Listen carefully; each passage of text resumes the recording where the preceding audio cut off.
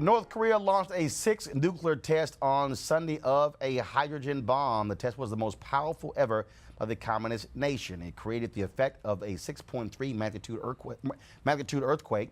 Before the test, North Korea released pictures of the country's leader, Kim Jong-un, with the country's military leaders inspecting a nuclear warhead. In response to that test, Defense Secretary James Mattis issued this warning. Any threat to the United States or its territories, including Guam, or our allies, will be met with a massive military response, a response both effective and overwhelming.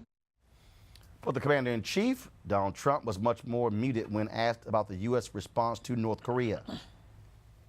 Mr. President, will you attack North Korea? So the question is, what can the U.S. do? What should they do? Joining us right now is U.S. Army retired three-star General John Morgan III. He is the former commanding general of the 2nd Infantry Division in Korea Peninsula. General, so we've been dealing with North Korea for a long time now. President Obama had to deal with this, call them our greatest threat. So here's the fundamental issue. What are our options? Because we tried diplomacy, tried sanctions. Is a military option the only thing left? No. I think it's important that the United States government keeps all elements of its national power on the table. Military option is certainly one of them that Secretary Mattis talked about in his interview the other day. But clearly, the diplomatic options, economic sanctions, all of those things continue to be a comprehensive approach to dealing with the North Korean problem. And so you have someone described as very unstable. Well, let's just be perfectly honest. If North Korea is able to get a nuclear weapon, then he moves in the same space as Pakistan, other countries, knowing full well that is a deterrent from the U.S. or anybody else coming after them, because some say that he's more vulnerable not having a nuclear weapon. Well, I mean, the North Korean regime, if you look at it from their perspective, I mean, he's always felt as though he is vulnerable on the Korean Peninsula. And I don't think that the idea that, I mean, he's been moving for many years towards building a nuclear capability. They've obviously advanced that rapidly, and probably more so than what we thought through the U.S. intelligence community. But the reality is, whether he's using conventional capability or a nuclear capability, vulnerability is still about the same. And why is this so significant? And we're talking about, I mean, should this really be China's problem? Why is it our problem? Well, the reality is the fact that this should be an international problem. The idea that the United States is in the middle of it certainly is, we are allies in a bilateral partnership and relationship with the Republic of Korea, and we have been since the end, or should I say the armistice was signed in 1953. But as the Kim regime has now moved to more nuclear capable systems and weapons, this becomes an international problem.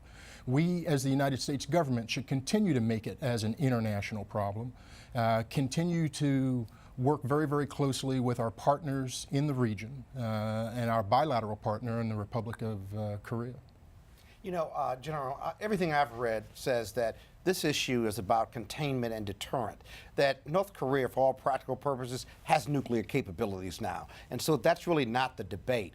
If that's the case, then what does America's policy towards them change? And if it does, then what role does China play in that change of approach if we're talking about containment and deterrent? Well, certainly the role of the Chinese. I mean, we're in the Asian region of the world. China is a major player, obviously a global player, and they should be part of any diplomatic or other solutions that go forward as we deal with But aren't they conflicted, if you will? I mean, if we have a major war against North Korea, then if North Korea and South Korea come together, that's a problem for China, but China certainly wants to keep them separated because they're their biggest trade partner. Well, they are in fact a trade partner. But as we talk about this from, you know, a problem on the peninsula with weapons and bellicose statements and remarks, it's important to make sure that we continue to work with all our partners in the region, and then certainly the Chinese government, to make sure that this is a comprehensive, holistic approach to dealing with something that, if it goes military, is not good for anyone. You know, it seems like this administration has really been ratcheting up the talk around this issue to what I would consider a very dangerous degree, particularly if we all acknowledge the fact that we are dealing with someone who appears to be unstable, who definitely has potentially nuclear capabilities, it seems. Do you believe that this White House at this point is doing more harm than good as it relates to this issue? Well, certainly the remarks and the bellicose statements, we should tone down the rhetoric. When you are a global superpower, I'm of the firm opinion that you don't necessarily need to always walk around and beat your chest. The United States has tremendous capabilities across all elements of its national power, and I don't think that the rhetoric is helpful in this particular case, and it only causes escalatory instances on the Korean Peninsula back and forth between the Kim regime and the United States government. Now, General, you say we should have an international group. Should it be led by Japan? Should it be led by India? Is it not just China? Is it everyone in that region that should be stepping forward, especially Japan, which is one of the most developed nations? Well, certainly all of those nations that you mentioned have a significant role in the region. The United States, as a world leader, should take on a lead role. But it should be worked in concert with all of those nations that you mentioned. And really, when we're talking about nuclear capability, the entire world needs to be involved with this. It needs to be an international problem, and it needs to be an international solution. Last question for you. If you are sitting across from President Trump and congressional leaders as someone who commanded troops on the Korean Peninsula, what do you tell them they should be doing right now? I think we should, again, be considering all possible options.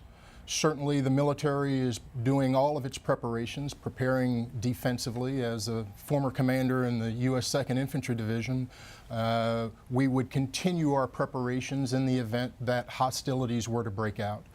But if I were giving advice, it would be one along the lines of, let's continue to exercise a full element of our national power, diplomatic, economic, use of sanctions, and certainly the preparation of the military in the event that it had to go to that stage. Retired 3-star General John Morgan III, we appreciate it. Thanks a lot. Thank you.